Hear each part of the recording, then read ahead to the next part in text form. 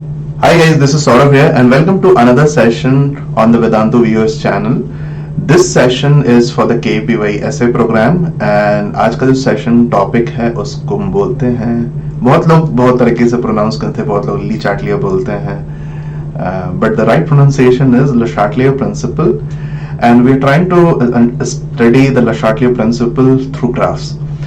आपने इक्विलिब्रियम में काफी सारे ग्राफ्स पढ़े होंगे और इसके लिए इंपॉर्टेंट प्रीरिक्विजिट है कि आपको इक्विलिब्रियम के बारे में थोड़ा मोड़ा आइडिया होना चाहिए. This lecture can be utilized by students who are in grade 12th as well or who are preparing for JEE or Olympiad or for NEET as well. Okay, so without any delay let's start today's session. And आज के session में हम काफी सारे graphs देखेंगे और पूरा Le Chatelier principal को हम ग्राफ से समझने की कोशिश करेंगे. मैं एक इक्वेशन भी आपको दूंगा एंड इक्वेशन से काफी सारी चीजें इजी हो जाती हैं, बट ग्राफ्स भी हम देखेंगे किस तरह से इनके ग्राफ्स बनाए जाते हैं Le Chatelier प्रिंसिपल के. तो Le Chatelier प्रिंसिपल होता क्या है? हम मान के चलते हैं कि अगर एक सिस्टम एक इक्विलिब्रियम पे प्रेजेंट है तो वो इक्विलिब्रियम उसकी मोस्ट फेवरेट पोजीशन है. इक्विलिब्रियम पे अगर कोई सिस्टम प्रेजेंट है और उस पे आपने कोई स्ट्रेस डाला, ओके, तो जो सिस्टम है, जो रिएक्शन है, वो इस तरह से अपने आप को मॉड्यूलेट करेगी, या इधर ज्यादा प्रोडक्ट बनाएगी या फिर ज्यादा रिएक्टेंट बनाएगी टू एडजस्ट और partially cancel the effect of that stress. So Le Chatelier principle says that when a system experiences a disturbance आप कैसे क्रिएट करते हो? आप कंसंट्रेशन चेंज करके डिस्टर्बेंस क्रिएट करते हो, आप प्रेशर चेंज करके डिस्टर्बेंस क्रिएट करते हो, आप टेम्परेचर चेंज करके डिस्टर्बेंस क्रिएट करते हो, आप कैटलिस्ट डाल के डिस्टर्बेंस क्रिएट करते हो, आप इनर्ट गैस डाल के डिस्टर्बेंस क्रिएट करते हो. अगर आपने डिस्टर्बेंस इन कुछ तरीकों से आपने चेंज किया, क्रिएट किया, then it will respond. Respond का मतलब कुछ तो वो करेगा कि वापस से मैं उसी पोजीशन पे पहुंच जाऊं. जैसे कि मान लो if you are sleeping and you are in a very comfortable position, आप सो रहे हो, आराम से सो रहे हो, and let's say your brother and sister or sibling starts harassing you, okay, कुछ तो परेशान करना शुरू कर देते हैं. वो आपकी कंबल खींच लिया, उन्होंने आपकी चादर खींच लिया, आपके पिलो खींच लिया उन्होंने, ओके, म्यूजिक बजा दिया. You will do something to cancel off or to partially nullify the effect of change and to go back to the same state. तो आप क्या करोगे? आप उठ के कहीं और चले जाओगे, या फिर आप म्यूजिक का वॉल्यूम कम कर दोगे, या फिर कान में ईयर प्लग्स डाल लोगे, कुछ ना कुछ तो करोगे वापस से उसी स्टेट में पहुंचने के लिए. एक काफी ब्यूटीफुल सा एक पिक्चर है यहाँ पे. इसमें एक कंटेनर लिया है हमने जिसमें एक लिक्विड है. और लिक्विड एक कंटेनर के अंदर जब बंद रहता है तो लिक्विड कैन इवेपोरेट, एंड जो इवेपोरेटेड मॉलिक्यूल्स हैं वो वापस से कंडेंस भी कर सकते हैं. तो कुछ मॉलिक्यूल्स जो लिक्विड स्टेट में प्रेजेंट हैं, उन वो दे सर्टेन वो कुछ मॉलिक्यूल्स हैं जो कि उनको बहुत अच्छा लग रहा है कि कुछ मॉलिक्यूल्स इवेपोरेट करके बाहर चले गए हैं, क्योंकि ये लोग यार अच्छे लोग नहीं थे, ओके, बहुत परेशानी क्रिएट की, उनकी एनर्जी ज्यादा थी, सरफेस के पे रहते थे, उनकी एनर्जी ज्यादा रहती थी, अच्छा हुआ कि चले गए, and they are very glad. So I'm sure that I'm glad that they are evaporated. But जो बंदा जो evaporate किया वो तो condense भी करेगा. वो बोल रहा है कि रुक मैं आता हूँ यार. So he comes back. So we are back. And because they are back, जो अंदर present है अब liquid के वो बाहर निकल जाएगा. So a dynamic equilibrium gets restored once again or gets created. ठीक है? So equilibrium पे आपने कोई disturbance create किया तो equilibrium अपने आप को मॉड्यूलेट करेगी, रेस्पॉन्ड करेगी उस स्ट्रेस को नलीफाई करने के लिए. तो ग्राफ्स को इंटरप्रेट करने के लिए सबसे पहले हम कुछ ऐसे ग्राफ्स देखते हैं जिनके बारे में हमें आइडिया पहले से है. सो इक्विलिब्रियम के जो ग्राफ्स होते हैं वो यूजुअली हम ड्रॉ करते हैं रेट वर्सेस टाइम और concentration versus time. So equilibrium graphs are often depicted using concentration, time and rate graphs. It is handy to know how changes to a chemical system takes place at equilibrium and influences the concentration, time and rate graph of that system. तो आप ये समझने की कोशिश करो कि कुछ एक important pointers ये हैं कि आपके पास जो इक्विलिब्रियम कांस्टेंट की वैल्यू होगी वो या तो लेस देन 1 हो सकती है, या इक्विलिब्रियम कांस्टेंट की वैल्यू मोर देन 1 हो सकती है, या इक्विलिब्रियम कांस्टेंट की वैल्यू इक्वल टू 1 हो सकती है। ओके, ये 3 पॉसिबिलिटीज हैं।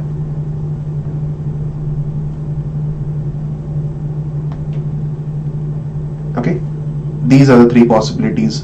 अब इन पॉसिबिलिटीज के हिसाब से आप ये डिसाइड कर लो, क्योंकि आपको तो ये मालूम है ना कि इक्विलिब्रियम कांस्टेंट जो होता है वो आप लिखते क्या हो, कि equilibrium is written as product concentration upon reactant concentration.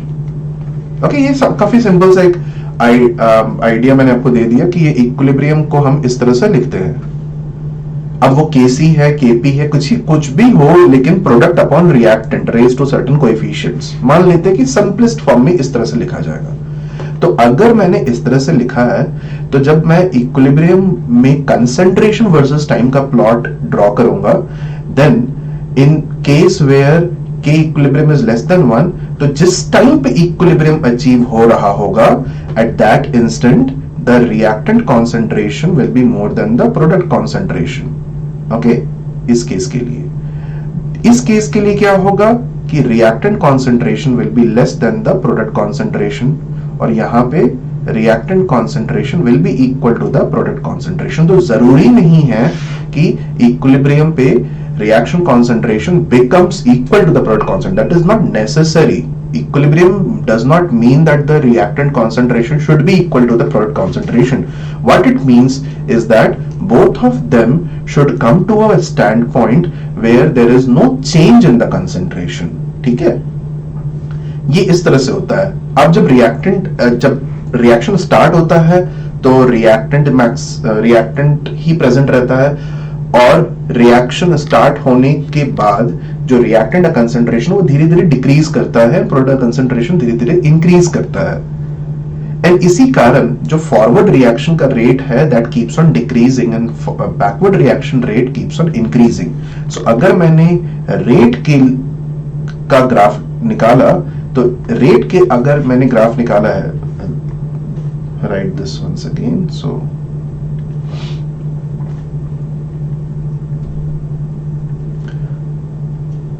if I draw the rate plot, then rate में क्या होगा कि rate of forward will always become equal to rate of backward reaction at equilibrium. ये हमेशा होगा equilibrium पे। Okay, तो forward reaction, initially forward reaction होता है, धीरे धीरे बैकवर्ड रिएक्शन होना शुरू होता है, तो ऊपर से फॉरवर्ड रिएक्शन का प्लॉट नीचे आएगा, और नीचे से ऊपर बैकवर्ड रिएक्शन का प्लॉट ऊपर जाएगा, और ये दोनों एक जगह पर मिल जाएंगे। ठीक है, सो अब देखिए रेट वर्सेस टाइम का प्लॉट। अब देख पा रहे हैं डॉटेड लाइन है that represents forward reaction, and ये फॉरवर्ड रिएक्शन में ये RF दिख रहा है हमें। Okay, rate of forward reaction धीरे धीरे कम हो रहा है, और ये RB दिख रहा है हमें, क्योंकि ये बैकवर्ड रिएक्शन के लिए ड्रॉ किया गया है। तो बैकवर्ड रिएक्शन धीरे धीरे इंक्रीज करती जाएगी, क्योंकि प्रोडक्ट क्रिएट होते जाएंगे, एंड इक्विलिब्रियम पे आके ये दोनों मिल जाएंगे एक दूसरे के साथ। Okay, they will meet each other at equilibrium. So ये हमारा रेट वर्सेस टाइम प्लॉट होता है। ये अब देखिए, you probably might have seen this. If I look at ये वाला अगर प्लॉट हमें देखना है, तो ये कंसेंट्रेशन वर्सेस टाइम। देखिए जो y एक्सिस पे जो यूनिट्स दिए गए हैं, that is very important to see. This is concentration, this is rate. So concentration versus time निकाला आपने। So concentration versus time अगर आप लिखते हो, तो इनिशियली तो रिएक्टेंट बहुत ज्यादा है, प्रोडक्ट बिल्कुल नहीं, एंड धीरे धीरे रिएक्टेंट कम होता जा रहा है। जब इक्विलिब्रियम आता है, तो आप एक चीज देखो, इक्विलिब्रियम पे अगर इस पॉइंट पे हम देखते हैं, तो रिएक्टेंट का कॉन्सेंट्रेशन कुछ है, और यहां पे प्रोडक्ट का भी कॉन्सेंट्रेशन कुछ है। ओके, अब देखिए कॉन्सेंट्रेशन इनकी कुछ है, और इसकी भी कुछ कॉन्सेंट्रेशन है। आपको ग्राफ देख के क्या लग रहा है? Which has a higher concentration? Can I say product has higher concentration and reactant has lower concentration at equilibrium? Okay, so if product has higher and reactant has lower, so ये plot किस तरह के equilibrium constant के लिए बनाया गया है? Can I say it is drawn for K equilibrium more than okay, is that clear? ये 1 से ज्यादा के लिए बनाया गया है. Perfect. I hope this is clear to everybody. Similarly अगर मैंने ये देखा, ये कंसंट्रेशन वर्सेस टाइम प्लॉट जो दिखा रहा है हमें, वो ये दिखा रहा है कि रिएक्टेंट कहीं यहां पे प्रेजेंट है इक्विलिब्रियम पे, एंड प्रोडक्ट कहीं यहां पे प्रेजेंट है भाई. ओके, रिएक्टेंट धीरे धीरे डिक्रीज कर रहा है, एक पॉइंट पे जाके अनचेंज्ड है. प्रोडक्ट इंक्रीज कर रहा है, after some time it is becoming unchanged. But आप इनके रेस्पेक्टिव कंसंट्रेशंस को देखो तो रिएक्टेंट की कंसंट्रेशन प्रोडक्ट से ज्यादा दिख रही है, एंड देयरफॉर ये किस तरह के इक्विलिब्रियम कांस्टेंट के लिए बनाया गया है, और ये किस तरह के अगर इसका मैंने इक्विलिब्रियम कांस्टेंट निकाला यहां पे, तो ये हमें मिल जाएगा किसके लिए, कि इक्विलिब्रियम लेस देन 1, क्योंकि रिएक्टेंट ज्यादा रहेगा तो के इक्विलिब्रियम लेस देन 1 हो जाएगा.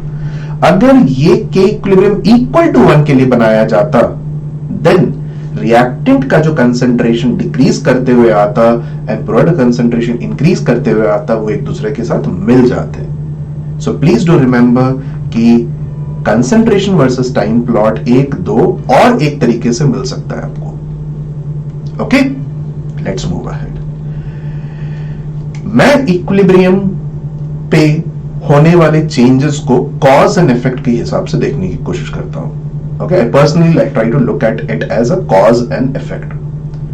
Cause is a change that you are creating, a stress that you are creating, and effect is reaction उसको किस तरह से adjust करता है. You get my point? So मान लीजिए कि अगर एक सिस्टम एक इक्विलिब्रियम पे है, I try to look at it from perspective of cause and effect. Cause is the stress which is created, and effect is the way equilibrium or the reaction tries to absorb or partially cancel that effect. अब देखो मैं partially क्यों बोल रहा हूं बार बार. मान लेते हैं कि हाथ, your hand gets fractured. अब सबसे अच्छे डॉक्टर के पास भी अगर चले गए, वर्ल्ड के सबसे अच्छे डॉक्टर के पास भी चले गए, तो आपका हैंड वापस से फिक्स हो जाएगा. कास्ट लगा दे के ये करके सब कुछ कर देंगे, but it will not no longer go back to exactly the original state. अभी आपको कुछ एक डेंट मिला हुआ रहेगा या फिर एक मार्क मिला हुआ रहेगा, कुछ तो चेंजेस रहेंगे. So therefore the cancellation of that effect, जो भी स्ट्रेस आपके हाथ के ऊपर स्ट्रेस पड़ा, जो भी कैंसिल किया गया, वो पार्शियली ही कैंसिल कर सकती है उसको. ओके, हमेशा पार्शियल कैंसिलेशन होता है, कभी भी कंप्लीट कैंसिलेशन नहीं हो पाता है. Okay, so there is a cause and effect relationship, और इस cause and effect relationship को explain करने के लिए मैं ये equation यूज करता हूं. Kp is equal to products upon reactions P by summation n to the power delta n. ये आता कहां से है? मैं आपको थोड़ा सा एक आइडिया दे देता हूं. आपने ये एक्सप्रेशन देखा हो, Kp equals to Kc RT to the power delta n. तो Kc आप क्या लिखते हो? Product upon volume divided by reactant upon volume. क्योंकि आपने कंसंट्रेशन लिखा है, तो number of moles of products upon volume and number of moles of reactant upon volume is your Kc. और यहां पे आप लिख देते हो RT to the power delta n. Understood? अब आप ये चीज समझने की कोशिश करो कि जो आप यहां पे स्टोइकियोमेट्रिक कोएफिशिएंट होता होगा, ओके, लेट्स से आपके पास स्टोइकियोमेट्रिक कोएफिशिएंट प्रोडक्ट और रिएक्टेंट का कुछ भी प्रेजेंट है, तो वो आप यहां पे पावर्स में लगा दोगे. Therefore V also has a delta n term on the top of it. Is that clear? V also has a delta n term on the top of it. So P by R times RT by V to the power delta n हो जाता है हमारे पास expression. ये delta n है क्या? Is it the number of moles? नहीं, ये हमेशा stoichiometric coefficient of gaseous products minus gaseous reactants. So this is stoichiometric coefficient of gaseous products minus gaseous reactants. A lot of people say that it is moles. Moles नहीं होते हैं, ये stoichiometric coefficient होता है, इसीलिए V के ऊपर भी एक डेल्टा N टर्म आ जाएगा. ओके क्योंकि आप stoichiometric coefficient से इनको भी रेज करोगे ना, तो रेज करने के बाद ये आ जाएगा. एंड देयरफॉर आपके पास जो इक्वेशन बनता है P by R product bye reactants times RT by V को हम लिख सकते हैं P by total number of moles times delta N और to the power delta N, sorry, to the power delta N. तो ये हमारे पास Kp का एक्सप्रेशन आ जाता है, which is exactly this. This is the total number of moles.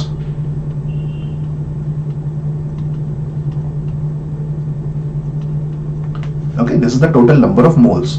आपने जितने moles reaction system में प्रेजेंट हैं, स्टोइकोमेट्रिक कोएफिशिएंट नहीं, ये मोल्स हैं, जितने मोल्स रिएक्शन सिस्टम में प्रेजेंट हैं उनका टोटल सम यहां पे लिखते हो. क्यों ऐसे लिख रहे हो?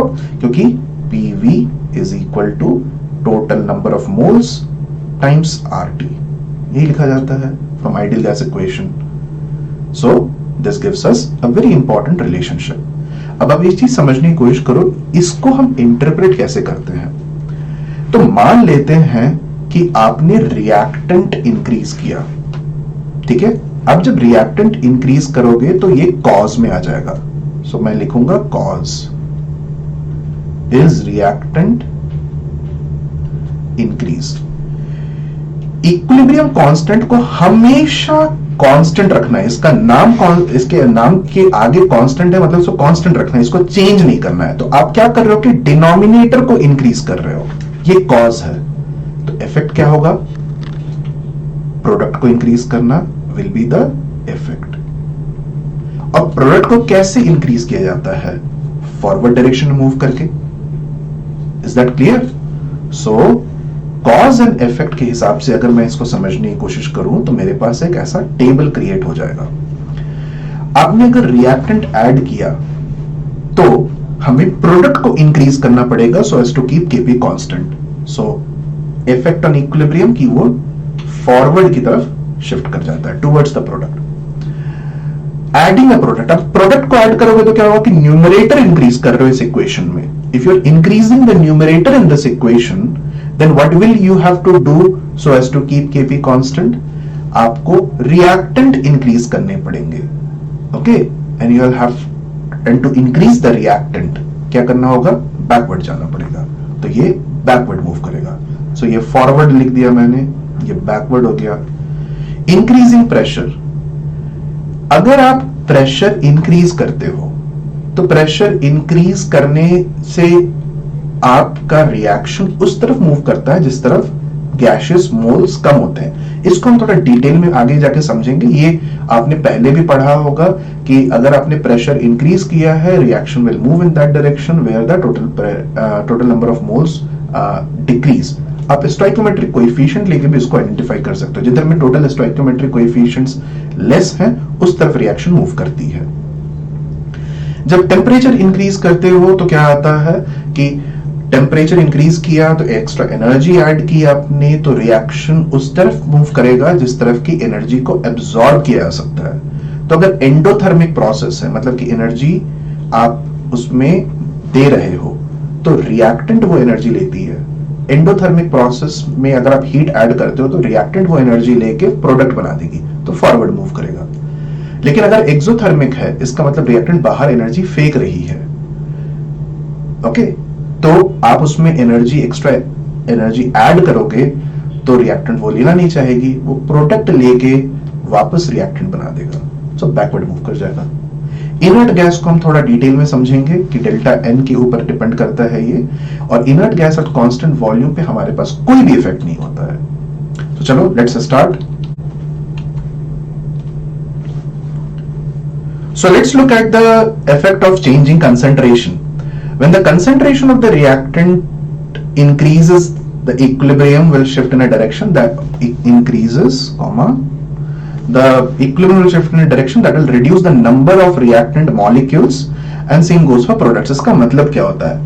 मान लो कि आपके पास ये एक्सप्रेशन है केपी का प्रोडक्ट रिएक्टेंट, मैंने इसको दो पार्ट में डिवाइड कर दिया, एक पार्ट जो लेफ्ट की तरफ है जो ब्रैकेट्स के अंदर है, और राइट पार्ट में P upon summation n to the power delta n है। अगर मैंने रिएक्टेंट इंक्रीज किया तो मैंने डिनोमिनेटर इंक्रीज किया, और जब मैं डिनोमिनेटर इंक्रीज करता हूं तो मुझे इसको कांस्टेंट रखने के लिए मुझे क्या करना होगा, मुझे प्रोडक्ट को इंक्रीज करना पड़ेगा। And for increasing the product the reaction will have to move in which direction, forward. तो अगर आपके पास, हमेशा याद रखो कि जो इफेक्ट इज इंक्रीजिंग प्रोडक्ट, तो हमेशा वो फॉरवर्ड जाके ही होगा। एंड इंक्रीजिंग रिएक्टेंट, सो ये इफेक्ट की मैं बात कर रहा हूं, कॉज की नहीं, मैं इफेक्ट की। अगर इफेक्ट में आपने आइडेंटिफाई किया कि इंक्रीज करना होगा प्रोडक्ट, और इफेक्ट में आपने आइडेंटिफाई किया कि इंक्रीज करना होगा रिएक्टेंट, तो ये बैकवर्ड जाके ही होगा। ओके, अब चलो इसको थोड़ा समझते हैं, प्लॉट इनके कैसे बनते हैं। तो मैंने ये कॉन्सेंट्रेशन वर्सेस टाइम का एक प्लॉट बनाया है, and for the sake of convenience I am taking the equilibrium constant to be more than 1। इसका मतलब कि मैं इक्विलिब्रियम पे प्रोडक्ट कॉन्सेंट्रेशन को रिएक्टेंट से ज्यादा रखूंगा। ओके, सो ये हो गया रिएक्टेंट का कंसंट्रेशन, ठीक है, और ये हो गया प्रोडक्ट के लिए। ठीक है, मैं इसको थोड़ा इरेज कर देता हूं so that it will be easier for me to, इससे पूरा इरेज हो गया।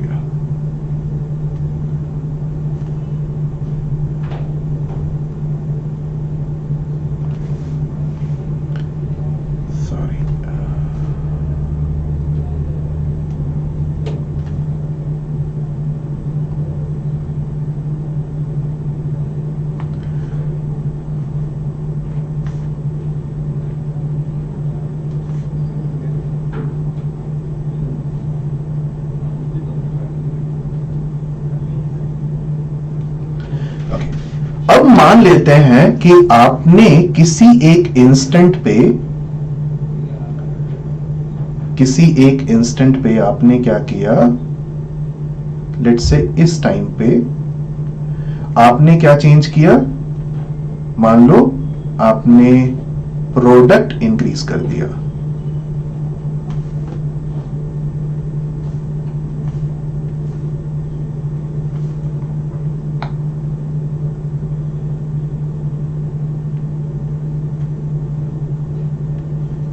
So if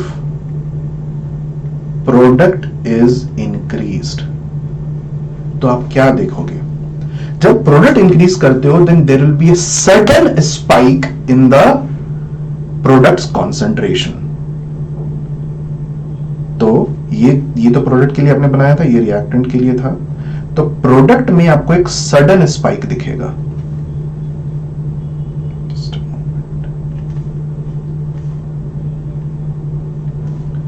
You'll observe a sudden spike in the product's concentration. लेकिन जब ये स्पाइक क्रिएट हो गई तो रिएक्शन को पता चल गया कि भाई डिस्टर्बेंस क्रिएट कर दिया गया है, तो अब वो क्या कोशिश करेगा कि भाई let me try to minimize the effect of this change. Okay, so ये आपने एक स्पाइक क्रिएट कर दिया है एट दिस इंस्टेंट, क्योंकि आपने इमीडिएटली प्रोडक्ट ऐड कर दिया बाहर से। तो अब मुझे इस स्पाइक को चेंज कैसे करना पड़ेगा, मैं इसको चेंज इस तरह से करूंगा कि मुझे प्रोडक्ट को कंज्यूम करना होगा। तो स्पाइक के बाद ये डिक्रीज करेगा एंड रिएक्टेंट इसी इंस्टेंट के बाद से इंक्रीज करना शुरू करेगा, और फिर किसी एक इंस्टेंट पे जाके हमारे पास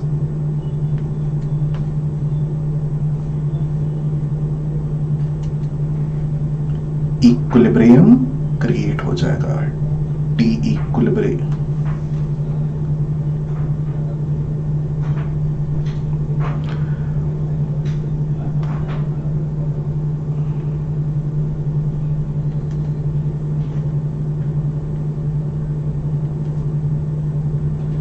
डैश एक नए किसी पॉइंट पे इक्विलिब्रियम क्रिएट कर गया है। This is happened because you had increase the product and to nullify that effect of change reactant will increase.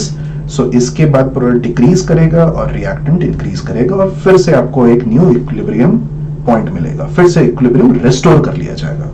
So effect will B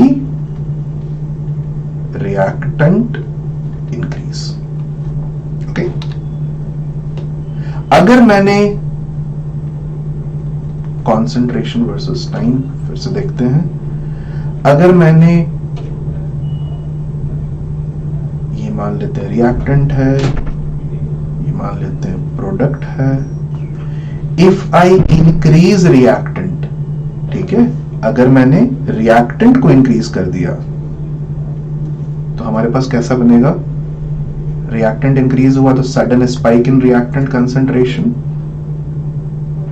okay, और रिएक्टेंट इसके बाद, सो this is for reactant, this is for product, ये plot आप ये समझ सकते हो। तो at this instant this disturbance is created, ये मान लो टाइम t है। So at this instant disturbance is created, reaction concentration has received a certain spike, इसके बाद reactant को decrease कराना है और product इसके बाद increase करना शुरू करेगा। तो ये increase करेगा और ये decrease करेगा until we attain equilibrium once again।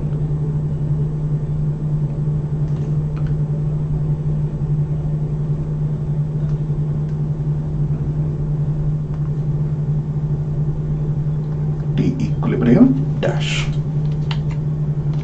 Okay, so इसका मतलब ये हो रहा है कि if reactant increases and that is the cause, then effect will be product increase, और product increase तभी होगा जब reaction forward की तरफ मूव करेगी।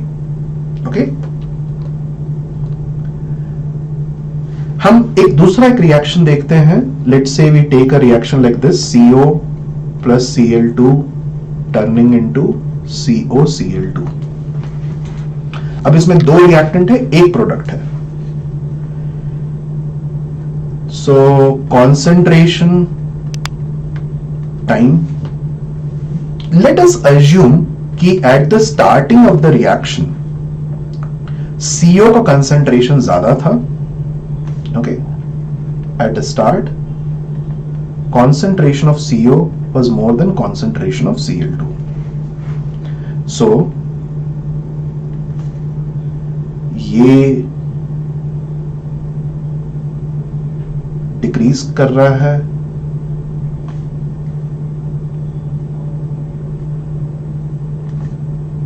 Cl भी डिक्रीज कर रहा है,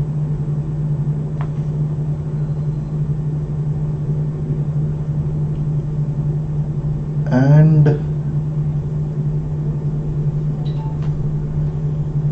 COCl2 is increasing। okay, मान लेते हैं इसके लिए K equilibrium is less than 1।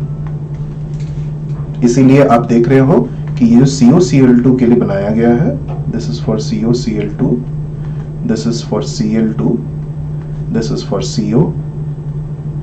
at equilibrium, जिस इस पॉइंट पे मान लेते हैं इक्विलिब्रियम आ चुका है। Okay, this at this time there was equilibrium, COCl2 concentration is less than that of CO and Cl2, so assume that if CO concentration increases suddenly, which means if I increase the concentration of CO suddenly. So there will be a spike in the concentration of CO. There will be a sudden spike in the concentration of CO. और इसको adjust कराने के लिए क्या करना होगा, हमें CO को यूटिलाइज करना पड़ेगा. ओके, CO को यूटिलाइज करना पड़ेगा, Cl2 को रिड्यूस करना पड़ेगा एंड COCl2 को क्रिएट करना पड़ेगा फॉरवर्ड की तरफ मूव कराने के लिए. तो इसको मैं यूटिलाइज कराऊंगा. यूटिलाइज अगर किया तो ये कम होगा. Cl2 भाई साहब भी बिना किसी मतलब उनके पास और कोई ऑप्शन नहीं है, क्योंकि आप एक रिएक्टेंट को रिड्यूस कर रहे हो तो दूसरा रिएक्टेंट और रिड्यूस करेगा, तो ये भी रिड्यूस होंगे.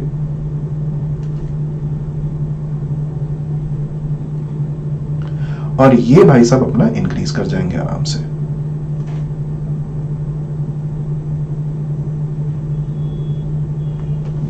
ठीक है, सो आपके पास एक नया इक्विलिब्रियम पॉइंट आ जाएगा.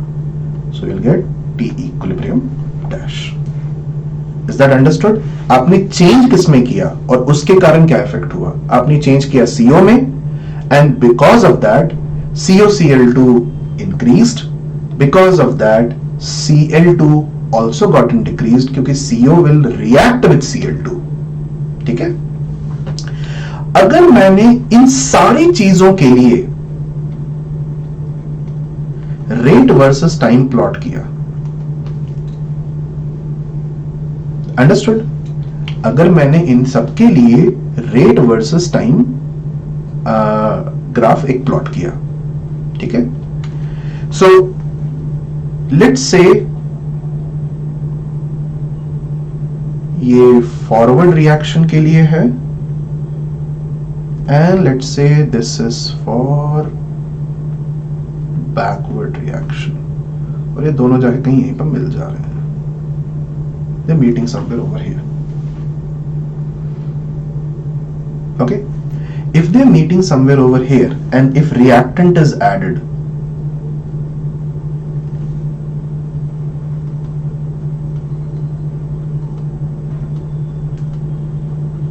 तब क्या होगा?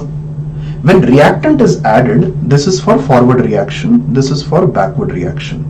When reactant is added, forward reaction will become there will be a little more forward reaction. आप reactant ऐड करोगे तो और forward reaction होने वाला है, तो sudden spike होगा and फिर वो stabilize कर जाएगा. Okay, so you will observe a sudden spike in forward reaction and then it will adjust itself. So मैं इसको ऐसे दिखा देता हूं. ये आपका sudden spike हुआ forward reaction में,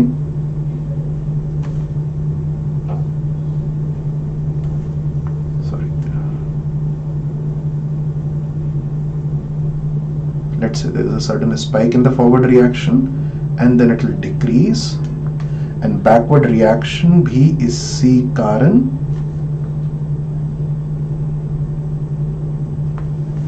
थोड़ा इंक्रीज करेगा, क्योंकि आप और प्रोडक्ट क्रिएट कर रहे हो. सो आपके पास इस तरह का एक प्लॉट आ जाएगा.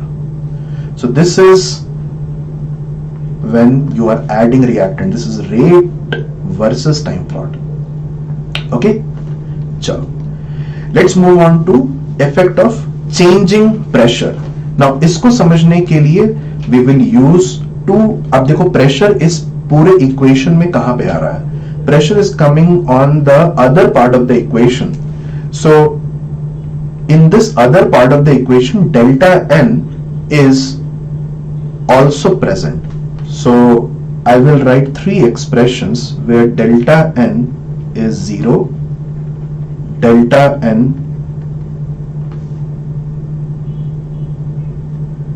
is not equal to 0, and that will come under two sub cases. एक केस हो जाएगा delta n is more than 1 and एक केस हो जाएगा delta n less than 1. Okay, when delta n is equal to 0, example इसका मैं ले लेता हूं H2 plus Br2 gives rise to 2HBr. एक इस तरह का एक्सप्रेशन ले लेते हैं. इस वाले एक्सप्रेशन में क्या मैं डेल्टा एन मोर देन 1 पी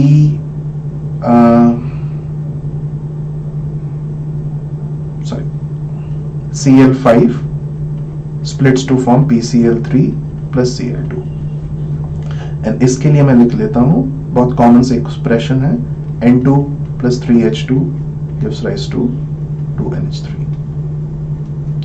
अब एक चीज देखिए, इन सारे केसेस में जो हमारा डेल्टा एन मैंने कैलकुलेट किया है वो मैंने stoichiometric coefficients of products minus stoichiometric coefficients of reactants को यूज करके ऐड किया, उसको कैलकुलेट किया है।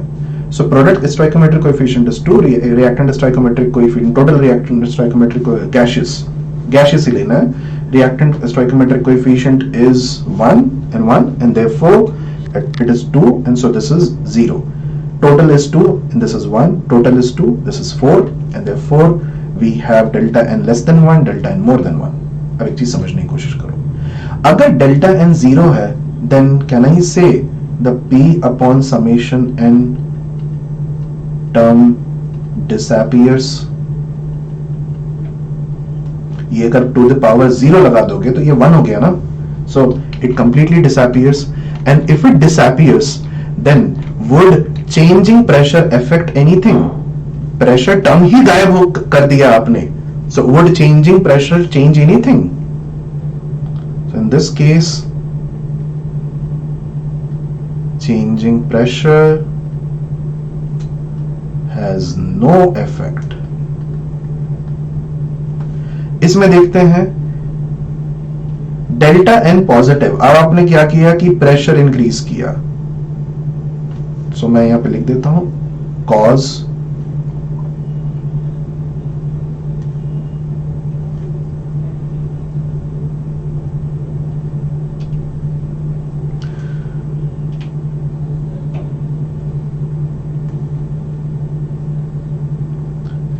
Is pressure increase.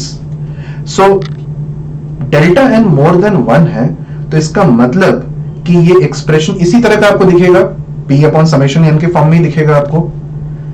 सो अगर आपने कॉज प्रेशर इंक्रीज का हुआ तो इस पार्ट ऑफ द इक्वेशन में आप क्या चेंज करोगे so that Kp remains constant? तो प्रेशर इंक्रीज किया तो इफेक्ट क्या हो जाएगा, मतलब अपने न्यूमरेटर इंक्रीज किया, कॉज इज इंक्रीजिंग प्रेशर तो अपने न्यूमरेटर इंक्रीज किया, तो अब क्या इंक्रीज करोगे कि Kp कांस्टेंट हो जाए? Denominator, effect will be reactant increase which means backward reaction.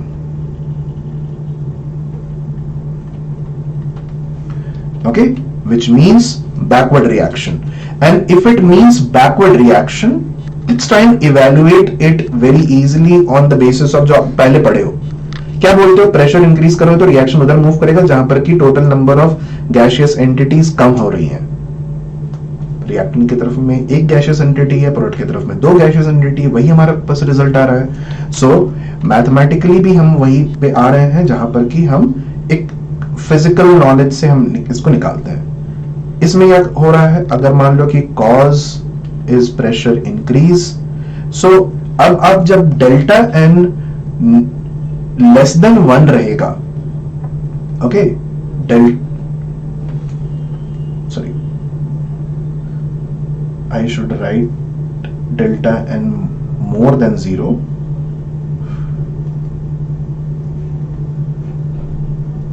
less than 0, sorry, more than 0, less than 0. So less than 0 अगर रहा मतलब नेगेटिव हो गया, अगर ये नेगेटिव हो गया तो ये एक्सप्रेशन क्या हम बोल सकते हैं, इसमें जो एक्सप्रेशन बनेगा वो एक्सप्रेशन इस तरह का बनेगा, Kp is equal to product upon reactant times summation n upon p to the power delta n, क्योंकि ये डेल्टा n हमारा नेगेटिव है। तो अब आप इसको अगर इंक्रीज करोगे तो क्या इंक्रीज करना पड़ेगा, pressure has now gone in the denominator, so denominator has increased, so to keep Kp constant the numerator has to increase, product has to increase, and इससे हमारे पास forward reaction ही मिलेगा हमें, okay, forward reaction मिलेगा, and that is what we already knew when this is Haber's process. Haber's process को ज्यादा favourable बनाने के लिए प्रेशर और इंक्रीज करते हैं so that the reaction moves in the direction where the total number of moles decreases. Okay, और total number of gaseous entities decreases. Clear? Please do remember कि चेंजिंग प्रेशर और changing volume दोनों similarly interpret करते हैं, लेकिन outcomes different थोड़े से होते हैं, क्योंकि P अपॉन समेशन n को आप लिख सकते हो RT upon V to the power delta n. So आपका काम ये है कि आप इसमें फिर से इंटरप्रेट करो. अगर डेल्टा n 0 हो जाएगा तब चेंजिंग वॉल्यूम का कोई इफेक्ट नहीं. वॉल्यूम ऑफ डिनोमिनेटर पे है, तो अगर डेल्टा n पॉजिटिव रहा, मतलब 0 से ज्यादा रहा, तो डिनोमिनेटर इंक्रीज किया, तो इस केस के लिए डेल्टा n मोर देन 0 के लिए रिएक्शन किधर मूव करेगी? प्रोडक्ट की तरफ. एंड अगर वॉल्यूम अपने इंक्रीज किया for a reaction delta V and delta n is less than 0, तो रिएक्शन बैकवर्ड मूव कर जाएगी. सो इन दोनों केस में वॉल्यूम का चेंज करने से अपोजिट चेंज होगा. प्रेशर का जैसा चेंज किया था उसका अपोजिट हो जाएगा. यहां पे एग्जैक्टली कोई चेंज नहीं होगा. Let's look at how does this happen. मान लेते हैं कि आपके पास एक रिएक्शन है 2A चेंजिंग इनटू B, और इसमें K इक्विलिब्रियम ये देके रखा गया है कि K equilibrium is equal to 2. इसका मतलब कि product concentration is more than the reactant concentration. तो मैं concentration versus time plot, product concentration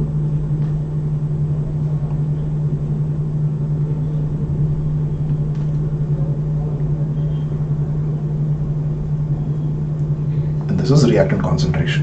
ठीक है. अब जब आप प्रेशर इंक्रीज करते हो तो क्या होगा?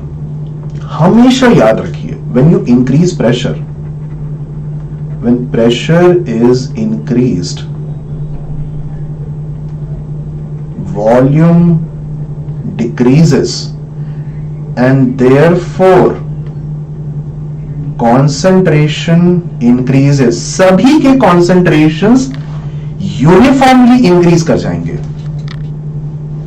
ये बहुत लोगों को नहीं पता रहता है, लेकिन concentration reactant का भी इंक्रीज करेगा, प्रोडक्ट का भी इंक्रीज करेगा, और उसके बाद आप स्टेबलाइजेशन के बारे में सोचोगे, क्योंकि आपने प्रेशर इंक्रीज किया है तो कॉन्सेंट्रेशन डिक्रीज करना, प्रेशर इंक्रीज किया है वॉल्यूम डिक्रीज करेगा, तो कॉन्सेंट्रेशन इंक्रीज करता है, क्योंकि number of moles upon volume ही आप लेते हो कॉन्सेंट्रेशन को. सो इसकी कॉन्सेंट्रेशन भी इंक्रीज करेगी और इसकी भी कॉन्सेंट्रेशन इंक्रीज कर जाएगी. ठीक है. ये आपका रिएक्टेंट A है और ये प्रोडक्ट B है. अब आपको मालूम होना चाहिए कि किस तरह का चेंज होगा. तो मैथमेटिकली प्रेशर आप इंक्रीज किए हो, रिएक्शन किधर मूव करना चाहिए? फॉरवर्ड की तरफ मूव करना चाहिए, क्योंकि आप देख रहे हो कि इधर गैसियस मोल्स कम हो रहे हैं. इसका मतलब B और बनेगा, जितना बन रहा था उससे और ज्यादा बनेगा, और A और डिक्रीज कर जाएगा. ओके. तो इस पॉइंट के बाद B will be created to a greater extent and A will decrease.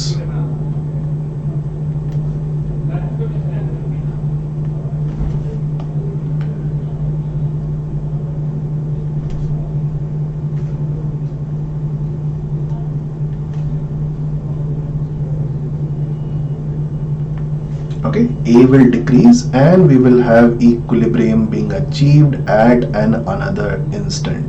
Equilibrium किसी और पॉइंट पे बनेगा. Is that understood? इसको समझ लो अच्छे से. आपने प्रेशर इंक्रीज किया, वॉल्यूम डिक्रीज करेगा एंड कॉन्सेंट्रेशन इंक्रीज कर जाएगा, दोनों का. अब इसके बाद आप इफेक्ट लगाओगे. आप इफेक्ट कैसे लगाओगे कि रिएक्शन उस तरफ मूव करनी चाहिए जिधर total number of particles decrease करें, मतलब फॉरवर्ड मूव करनी चाहिए. अगर फॉरवर्ड मूव करेगी तो B और क्रिएट होगा और A डिक्रीज करेगा, तो इस स्पाइक के बाद B इंक्रीज करता जाएगा और A डिक्रीज करेगा. ओके. अगर मैंने यही चीज A टर्निंग इनटू 2B के लिए किया और मान लेते हैं कि इनका equilibrium constant is equal to 3, ये B है,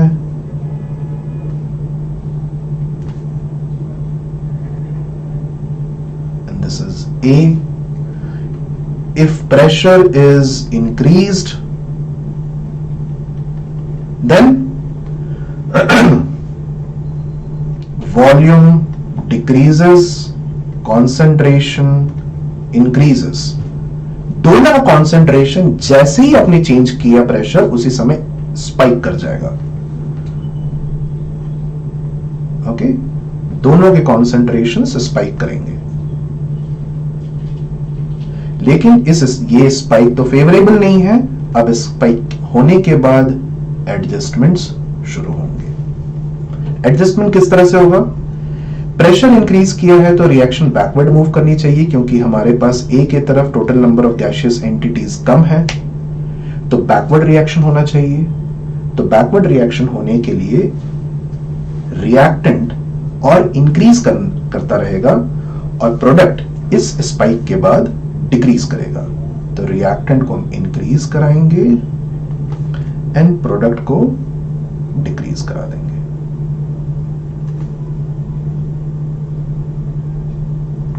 ठीक है, और फिर से हमारे पास एक इक्विलिब्रियम का सिचुएशन आ जाएगा.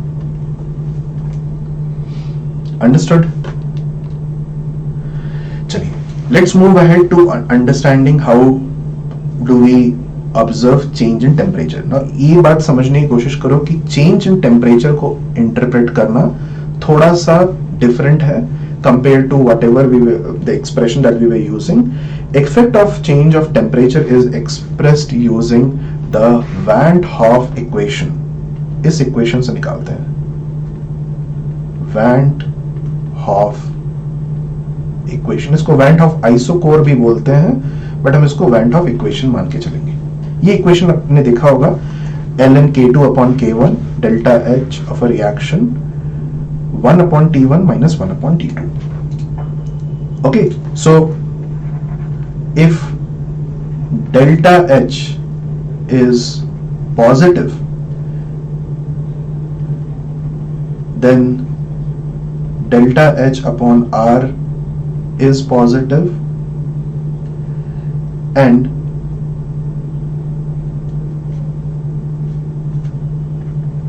to keep or to increase or to have K2 more than K1, हमें क्या करना पड़ेगा? इसको भी पॉजिटिव रखना पड़ेगा. 1 upon T1 minus 1 upon T2 should also be positive. इसको पॉजिटिव कैसे रखा जा सकता है? If T1 is less than T2. मतलब अगर आपने टेम्परेचर इंक्रीज किया, इसका मतलब क्या है कि ये एंडोथर्मिक प्रोसेस है. एंडोथर्मिक प्रोसेस में if the temperature is increased then reaction forward move कर जाएगा. Okay, K2 greater than K1 का मतलब more products are formed compared to the previous instant. समझ में आया? K2 अपॉन K1 ये दिखाता है कि कितने प्रोडक्ट्स हमारे पास इस टेम्परेचर पे प्रेजेंट थे और कितने प्रोडक्ट्स हमारे पास इस टेम्परेचर प्रेजेंट है. तो there are more products at temperature 2 then temperature 1. इसका मतलब कि रिएक्शन फॉरवर्ड मूव कर रहा है, यहां फॉरवर्ड मूव कर रहा है. यही तो हम जानते हैं. This is what we know. Okay, the same can be explained for exothermic. Delta H if is negative, then delta H upon R is negative.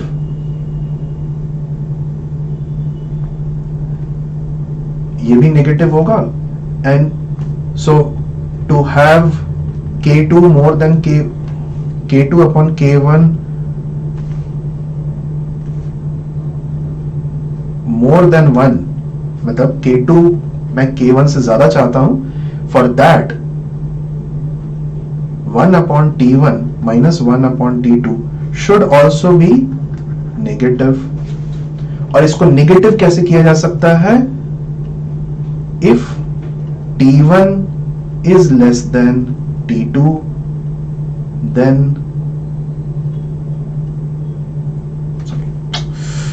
I'm very sorry for this. T1 is more than T2. T1 is more than T2. Then K2 will be more than K1. इसका मतलब exothermic process के लिए आपको temperature decrease करना पड़ेगा. अगर आपने increase किया तो बैकवर्ड मूव कर जाएगा. ठीक है, और इसको हम इस तरह से समझेंगे. Suppose there is a reaction A turning into B and it is an exothermic reaction. Okay, please remember कि इस केस में हम रेट वर्सेस टाइम प्लॉट करते हैं.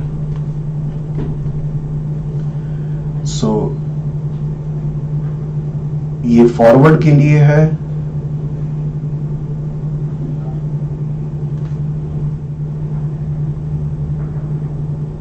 And this is for backward. If temperature is increased, मैं यहां पे लिख देता हूं, if temperature is increased, reaction किधर जाना चाहिए? एक्सोथर्मिक है, टेम्परेचर इंक्रीज है तो बैकवर्ड मूव करेगा. Backward should happen. बैकवर्ड होने के लिए rate of backward will increase. Is that clear? Rate of backward will increase until equilibrium is re-attained. So backward increase कर गया. देखिए रेड बैकवर्ड के लिए है, रेट ऑफ बैकवर्ड, और ये जो ब्लैक लाइन है that is for rate of forward. Okay, and then इसके बाद एडजस्टमेंट होगा, फिर से इक्विलिब्रियम अटेन किया जाएगा, इसको डिक्रीज करा के एंड इसको इंक्रीज करा के. ठीक है, तो ये आपका चेंज होगा rate versus time if temperature is increased in a exothermic process. Okay, next, effect of adding inert gas. So when an inert gas is introduced in a system, then depending on the conditions or of constant pressure or constant volume, we would observe some change or no change at all. कैसे? आपके पास ये expression है Kp is equal to product upon reactant times P upon summation n to the power delta n. अब जब आप inert gas add करते हो, when inert gas is added, then summation n changes.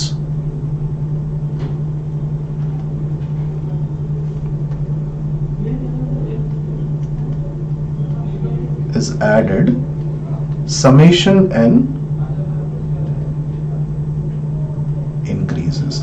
And inert gas होता क्या है? Inert gas is some gas which does not take part in the reaction. So first, delta n, sorry, I'm very sorry for this. This has to be summation n. Summation n increase करता है, total number of moles increase करते हैं. Now delta N, क्योंकि आपने आपके जो reaction stoichiometry है वो तो चेंज नहीं हो रही है ना इनर्ट गैस ऐड करने से. So delta n if is 0, then क्या होगा? समेशन एन के ऊपर जो टर्म है that is becoming 0. So summation n term vanishes.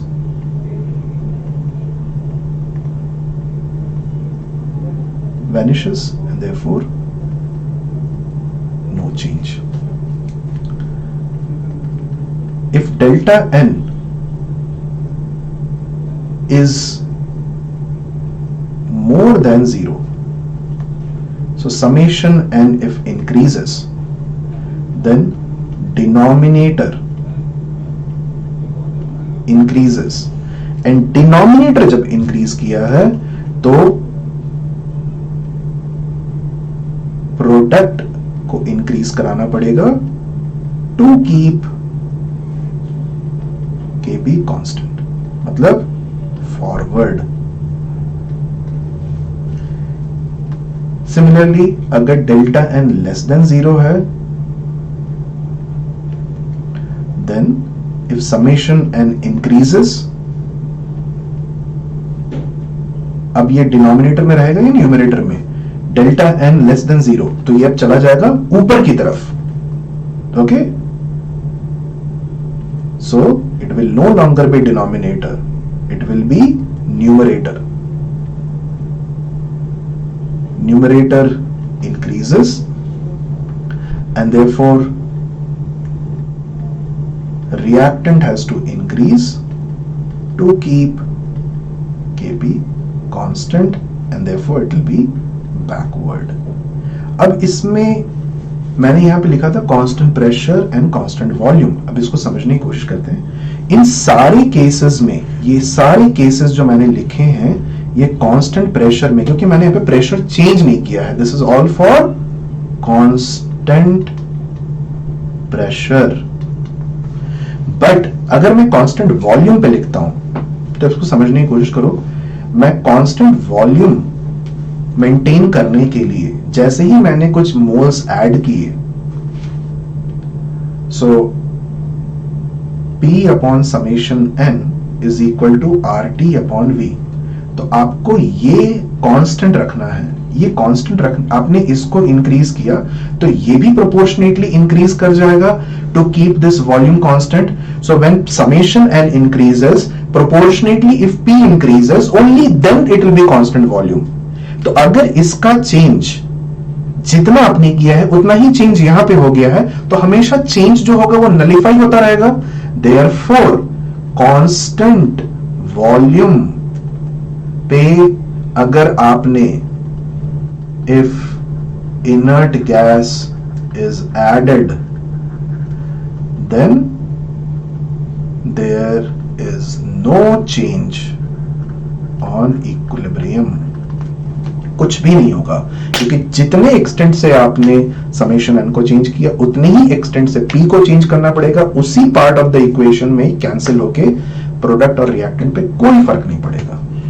Okay, एक प्लॉट देख लेते हैं. मान लो कि हमारे पास N2 plus 3H2 gives rise to 2NH3 का प्लॉट है, और इसके लिए K equilibrium let's say more than 1 है.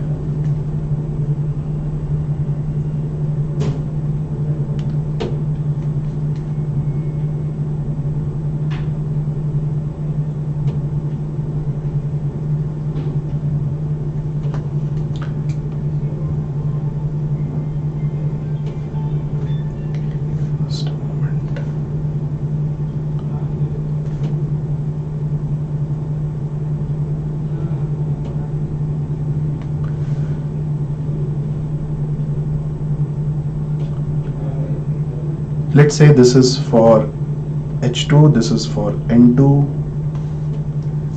Okay,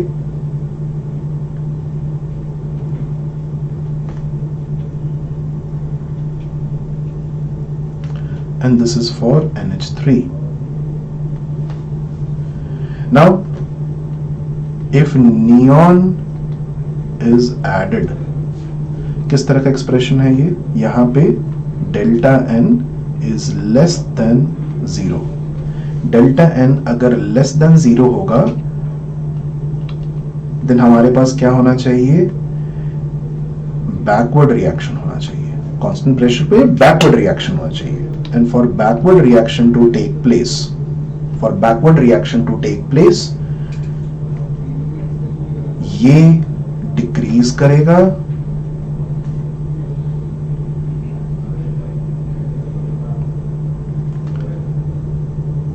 this will increase and this will also increase, और फिर से जाके किसी एक पॉइंट पे इक्विलिब्रियम आपको मिल जाएगा.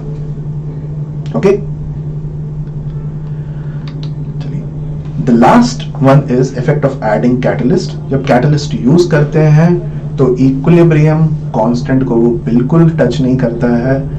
Just that it makes the forward and the backward reaction go faster and makes the equilibrium being achieved at or it makes equilibrium to be achieved quickly. ठीक है? Is that clear? So the rate, however, of the forward and backward reaction will increase equally. हम एक ऐसा catalyst ले रहे हैं जो positive catalyst है, and it will increase the rate of the forward and the backward reaction equally, and that will ensure that कि equilibrium जल्दी हमें मिल जाए. सो हमें किस तरह का प्लॉट मिलेगा? यहां पे हम रेट वर्सेस टाइम का प्लॉट करेंगे. कंसंट्रेशन पे कोई चेंज नहीं हो रहा है. Okay, so it will look like this. ये मान लेते हैं कि आपका फॉरवर्ड रिएक्शन के लिए है, एंड ये ले लेते हैं बैकवर्ड के लिए. दोनों यहां पे टच कर रहे हैं. Okay, this is for backward and this is for forward. and जैसे ही आपने टेम्परेचर ऐड किया, दोनों के रेट्स इंक्रीज कर जाएंगे एंड दोनों इक्विलिब्रियम मेंटेन रहेंगे. ये इंक्रीज करके फिर से इक्विलिब्रियम आ जाएगा.